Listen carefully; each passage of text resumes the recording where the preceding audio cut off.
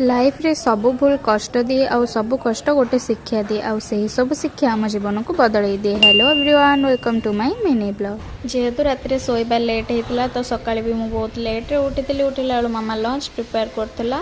तो मामा एठी chicken chilli chicken करूला। तो फास्ट एठी चिकेन पकोड़ा करबा टाइम रे मु टिके आसी टेस्ट कर दउथिली।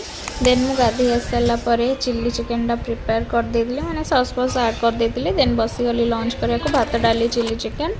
एमती कहवा गले तो मु ब्रेकफास्ट केबे करे ना, तो डायरेक्ट सीधा लंच ही कर दिए। तो मस्त लंचटे करदे आम तीन जन बाबा मामा मु बाहर संध्या टे चा पीवा को one of my favourite spot को। तो बाबा आनी मते चा धरे देले आम तीन जन चा बिस्किट बढ़िया से एंजॉय कलु।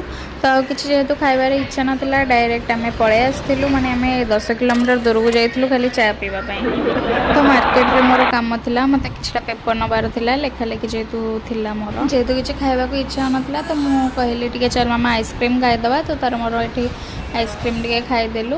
देन मु घर को पलि आसली, मोर लेखा लेखि थिला। तो मु बस मोर लिखुली।